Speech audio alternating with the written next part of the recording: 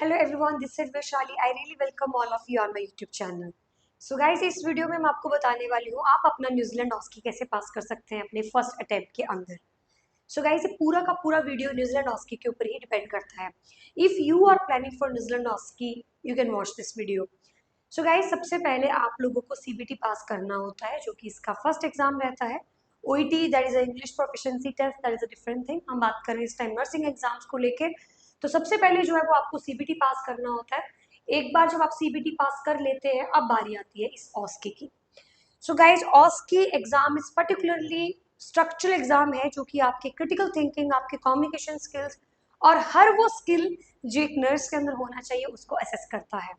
Now let's start with this. So guys, ये जो एक एग्जाम है आपका, इस एग्जाम में आपको 10 स्टेशन आने वाले हैं. There will be 10 station. और ये जो 10 स्टेशन होंगे ये आपको एक तरीके से ABCDEFGHI टिल 10 स्टेशन तक काउंटिंग में होंगे. हर कमरे में आप एंटर करोगे एंड दीज 10 स्टेशन ये क्या है? These are the small 10 stimulation rooms. तो ये जो 10 स्टेशन है ये 10 स्टिमुलेशन रूम्स हैं. ओके, तो ये पर्टिकुलरली 10 स्टिमुलेशन रूम्स हैं. हर एक कमरे से आपको गुजरना पड़ता है और उस हर कमरे के अंदर जो स्किल्स हैं वो आपको रिप्रेजेंट करने पड़ते हैं आपके. और आपको जो एग्जामिनर है वो आपको पास करता है अगर वो ये सेटिस्फाई होते हैं, वो फुलफिल, अगर आप उनका क्राइटेरिया फुलफिल करते हो तो. So there will be 10 station in your exam and every station has some, they are just assessing your few skills. For example, your critical thinking, your communication skills, how you're performing the station, how you're talking to the patient, how you're acknowledging the patient, and all the things that we are going to discuss one by one. So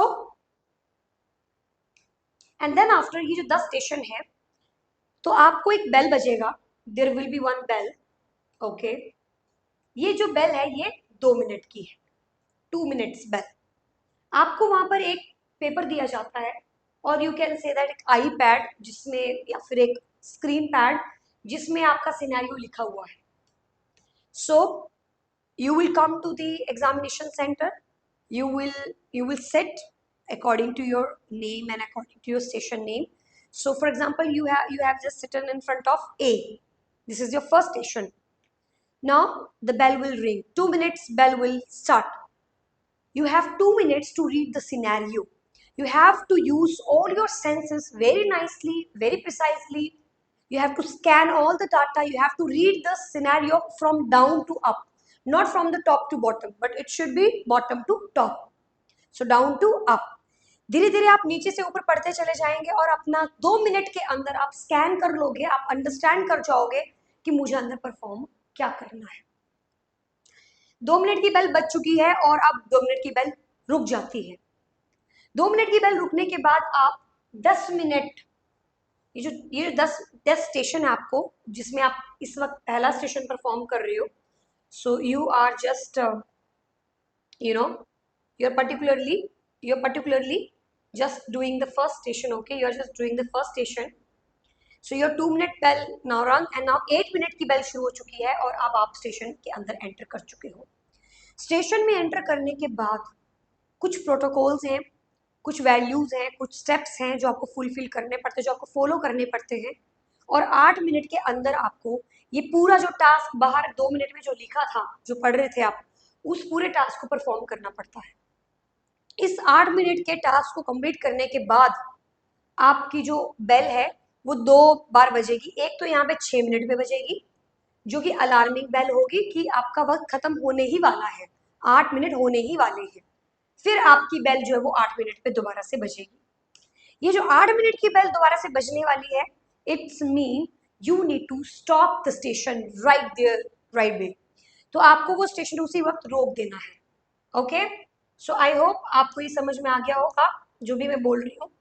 so now बोलने का मतलब क्या है यहाँ पे कि आपके 8 minute का स्टेशन है, 2 मिनट का सिनेरियो है.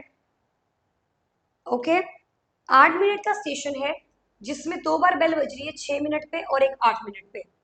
फिर 6 मिनट में जो बेल बज रही है उस पे आपको बस रैप अप करना है, सारी चीज़ों को बस रैप अप करना है. फिर 8 मिनट की बेल पर आपको अपना जो एग्जाम है, जो भी स्टेशन परफॉर्म कर रहे हो, वो आपको स्टॉप कर देना है. You have to stop it. Stop it. Then after you have to come out.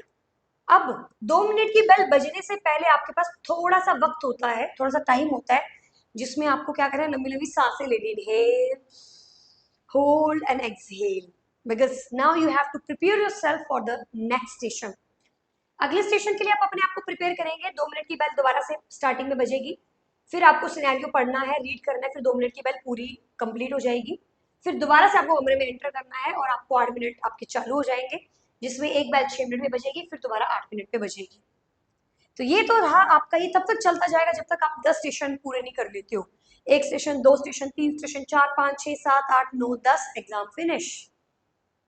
Now guys, मेरी क्या टिप है आपको इस एग्जाम को पास करने के लिए, जो हमारे स्टूडेंट्स को काम आई है, उन्होंने अपने फर्स्ट अटेम्प्ट में एग्जाम पास की है. Number 1 tip guys, you have to be very nice. You have to be very nice. आपको बहुत ही स्माइली और प्यार से बात करनी है पेशेंट के साथ. डजेंट मैटर आप कितने स्ट्रेस में हैं, बिल्कुल मायने नहीं रखता है आप कितने ज़्यादा परेशान हो, आप कितने ज़्यादा स्ट्रेसफुल हो. जब आप उस स्टेशन के अंदर एंटर कर रहे हैं तो you have to be very nice. आपको स्माइल करना है, आपको बहुत ही प्यार से बात करनी है. Hi, my name is Vaishali, I am a registered nurse looking after you, how are you. Whatever the patient tells you, always never ever say, I need to check your ID. Don't do that. This is the most worst thing. Always after asking how are you, patient said I'm good or patient said I'm not good. If patient said I'm good, you have to say that's really nice. Full stop. If he said I'm not fine, I'm so sorry for that. Full stop. And the immediate, the next line will be, I've seen in your file that the scenario means you are acknowledging the scenario, and the examiner will be impressed by you that she knows what she is going to do. Why? Because she remember the scenario and she know that why she is inside the room. उसे पता है कि आप कमरे में आए क्यों हो. क्यों? क्योंकि आपको सिनेरियो पता है. आप बता रहे हो उसको कि मैंने आपकी फाइल में देखा कि आपको ये दवाई चल रही है, राइट. सो इसीलिए हमें आपका ब्लड प्रेशर चेक करना है, हमें आपके वाइटल्स चेक करने, for your better understanding. I hope that is okay to you. This type of communication, this type of acknowledging will going to help you to pass your exam, because nurses need to be very kind, they need to be very smart, and they need to be very vigilant for everything. So be aware. This is something which is very very important. Now there are a lot of students जो station में enter करते हैं और बहुत ही monotonous बात करते हैं. So this is the number 2. First acknowledgement and number 2 is the monotony. ये नहीं रखना है. Hi, my name is Vishali. I'm just a nurse looking after you. How are you? Good. That's fine to me. I am here to check your vital signs. I hope that is okay to you. Okay. So just before that, I need to check your ID. Can you please tell me your name, your date of birth, your MR number, your NIC number, please? Alright. Do you have any allergies? No, that's fine to me. I'm just next to you doing my. I'm just going to grab my articles. Please stay here. Don't try to get up from your bed all alone. Otherwise, you might get a fall. Guys, ये monotony पूरा का पूरा symmetry है. ये बिल्कुल सीधा स्पष्ट एक मोनोटोनी है जिसे हमें वहां मेंटेन नहीं करना है. So you have to be very nice and very, you should know that कहाँ पे ऊपर आवाज रखनी, कहाँ पे नीचे रखनी, कहाँ पे सॉफ्ट बोलना, कहाँ पे थोड़ा प्रेशर डालना है. ये सारी चीजें बहुत बहुत इंपॉर्टेंट है. तो दूसरी जो चीज आपको मदद करेगी इस एग्जाम को पास करने में, that will be the no monotony. No, बिल्कुल भी नहीं. आपको ये बिल्कुल भी नहीं करना है. आपको जो आपकी जो कम्युनिकेशन है वो आपको बहुत स्मूथ रखने हैं.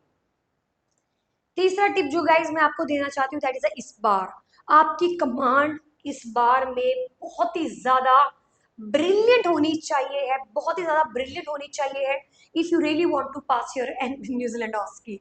Because in Australian OSCE we only get 1 इस बार, बट इन न्यूजीलैंड ऑस्की आप सब लोग जानते ही होंगे हमें लगभग 2 से 3 बार इस बार देना पड़ता है. अलग अलग तरीके से देना पड़ता है, बट लगभग 2 से 3 बार हमें इस बार देना पड़ता है. तो इसीलिए अगर आप इस एग्जाम को पास करना चाहते हो तो आपकी इस बार में कमांड बहुत ही ज्यादा अच्छी होनी चाहिए. Otherwise I don't think so आप इस एग्जाम को पास कर पाएंगे. नंबर 4, आपको इसका सच पता होना चाहिए, आपको ये सच्चाई पता होनी चाहिए कि न्यूजीलैंड ऑस्की हमेशा पास और फेल में रिजल्ट देता है, कभी भी नहीं बताता है कि आपकी गलती कहाँ थी, आपकी कमी कहाँ थी, आप में क्या कमी रह गई कि आप एग्जाम फेल कर गए. इवन बीइंग अ टीचर मुझे भी नहीं पता चल पाएगा कि आप में कहाँ कमी रह गई है. Because in Australian OSCE, they always give us a report, जिसमें हर एक स्टेशन को बहुत ही क्लियरली मेंशन किया होता है, हमारा स्कोर मेंशन होता है और हम अबव स्टैंडर्ड है, बिलो स्टैंडर्ड है, हर चीज मेंशन होती है। लेकिन गाइस न्यूजीलैंड ऑस्की के अंदर एक सच आपको बिल्कुल मानना है कि यहाँ कुछ भी मेंशन नहीं होगा, या तो रिजल्ट पास आएगा या तो रिजल्ट फेल आएगा। अगर फेल है तो आप दीवार पे माथा पीटते रह जाओगे, पर आपको पता नहीं चल पाएगा कि आप क्यों फेल हो, और अगर आप पास हो तो आपको ये नहीं पता चल पाएगा कि किसमें आपने बहुत अच्छा किया था।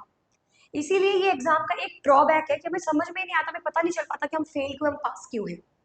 और कहीं ना कहीं ये चीजें हम सहन नहीं कर पाते हैं, क्योंकि इतना ज्यादा फंड लगता है, तो बहुत जायज सी बात है, बहुत ही मुश्किल हो जाता है एक्सेप्ट करना कि मैं फेल हूं तो हूं क्यों। फिर ऑब्वियसली हमको यही लगता है कि शायद हमारी तैयारी में कुछ दिक्कत है या फिर हमारे अंदर ही कुछ प्रॉब्लम है, बट ऐसा नहीं होता है। क्यों नहीं होता ऐसा? बिकॉज आपको जज वो 8 मिनट में कोई जज नहीं कर सकता है। आपकी लाइफ, आपके इतने सालों का एक्सपीरियंस, आपकी पॉजिटिविटी, आपका हार्डवर्क, कोई भी 8 मिनट में जज नहीं कर सकता है। उस एग्जामिनर का जो वहां बैठा हुआ है, उस एग्जामिनर का स्मार्ट होना भी उतना ही जरूरी है जितना कि आपका स्मार्ट होना है। अगर आप बहुत स्मार्ट हो but examiner is not that smart, definitely वो जज ही नहीं कर पा रहा आपके उन स्किल्स को जो जेन्युइनली उसको असेस करने चाहिए, तो ये भी कहीं ना कहीं एक ड्रॉबैक हो जाता है। And not every one is perfect, कोई भी परफेक्ट नहीं होता है। तो सिमिलरली एग्जामिनर, कई बार कुछ किसी की किस्मत खराब होती है तो वो एग्जामिनर उस टाइम पे हो सकता है अनलकीली आपको जो एग्जामिनर मिला है वो सही नहीं मिला है। सो गाइज इसीलिए आप ध्यान में रखना है, क्योंकि हम सब जानते हैं स्कूलिंग कॉलेजेस में हम पढ़ते थे, टीचर का कोई ना कोई फेवरेट स्टूडेंट होता था और कोई ना कोई सबसे ज्यादा बेकार स्टूडेंट होता था, राइट? कोई ना कोई उसको बिल्कुल फेवरेट नहीं होता था, कोई फेवरेट होता था। तो कहीं ना कहीं जो एग्जामिनर होते हैं, जो टीचर्स होते हैं, उनका भी एक पॉइंट ऑफ व्यू होता है उस स्टूडेंट को लेके, जो आप भी अपने अपने जिए नहीं जानते हो, और वो इंसान आपको उस तरीके से देख रहा है, समझ रहा है। इसीलिए आप एक प्रकार से अपना ऑनेस्टी और अपना पॉजिटिव ही उस रूम के अंदर क्रिएट करो, पॉजिटिविटी क्रिएट करो उस कमरे के अंदर, जिस कमरे में आप जा रहे हो। एक ऑनेस्टी दिखाओ कि I am honest nurse and I can do anything for my patient. I have done my graduation, I have done my experience, and now I have also cleared my CBT exam, and now I'm appearing for the OSCE exam, and I'm equally worth it for it, और मैं उसके लिए बिल्कुल भाई worth it हूँ, तुम्हें मुझे select कर लेना चाहिए। This kind of attitude and this kind of positivity will definitely going to help you, because I still remember one of my student, her name is Jyoti Saini. She passed her OSCE Australia, and literally guys you won't believe, उनका जो communication था, उनके जो skills थे, obviously she was working in government hospital, very well reputed, और जो कि वो बहुत ब्रिलियंट है, उनका हाथ बहुत अच्छा था, but somewhere she was very shy and very little bit, बहुत शाई टाइप की लड़की थी वो। और आप विश्वास नहीं करेंगे, उन्होंने 8 स्टेशन पास किए एग्जाम के अंदर। लेकिन और मैंने उन्हें काफी बार बोला कि ज्योति आपको ऐसा करना पड़ेगा वरना ऐसा हो जाएगा, ज्योति करना पड़ेगा वरना ऐसा हो जाएगा। So she was always get demotivated because of my speech, because हम नहीं चाहते कि कोई गलत फहमी रखे, हम चाहते हैं कि बच्चा और मेहनत करे, उसको बिल्कुल भी ये नहीं लगना चाहिए कि बहुत अच्छा हो गया सब कुछ, नहीं। He should do hard work till the exam date. So I always try to demotivate so that कि कहीं ना कहीं वो और मेहनत करे और मेहनत करे और मेहनत करे। एंड गाइस लेकिन उनकी एक बात थी कि मैडम मैं तो पास कर लूंगी, दैट वर्ड्स लिटरली मुझे लगता था कि she has lot of confidence, and you won't believe she pass exam very nicely with 8 out of 10। तो कहीं ना कहीं हमारे जो एटीट्यूड होता है, जो टीचर भी नहीं देख पाता आपके अंदर कि आपका पर्सनल एटीट्यूड क्या है, बिकॉज मेरे अंदर क्या है, मेरे एटीट्यूड क्या है वो मुझे ही पता है, मैं किसी का एटीट्यूड जज नहीं कर सकती, राइट? उसी प्रकार से कोई टीचर किसी के एटीट्यूड को जज नहीं कर सकता है, उसकी पॉजिटिविटी, उसका वो ऑरा। गाइस मेक श्योर आप वो बना के रखें अगर आप पेपर को पास करना चाहते हैं, because they really want somebody who is full package, communication भी अच्छा है, कॉन्फिडेंस भी अच्छा है, टॉकिंग सेंस भी अच्छी है, पेशेंट को भी अच्छे से देख रहे हैं, ऑनेस्टी भी है, तो ये सारी चीजें मायने रखती है। ये 4 पॉइंट्स को आप बिल्कुल मत भूलना, इस बार को बिल्कुल मत भूलना, एक्नॉलेज बिल्कुल मत भूलना, सेम टोन बिल्कुल मेंटेन करके नहीं रखनी है, और लास्ट में जो मैंने आपको बताया जो आपके स्किल्स हैं जो बहुत इंपॉर्टेंट है, इन सब को आपको जो है वो मेंटेन करके रखना अगर आप न्यूजीलैंड ऑस्की पास करना चाहते हैं तो। और गाइज अगर आप कोई और जानकारी आप चाहते हैं हमसे, please just let us know, and thank you so much for watching our videos and liking our videos. I really appreciate your efforts and I really appreciate that you're watching my videos. Thank you so much.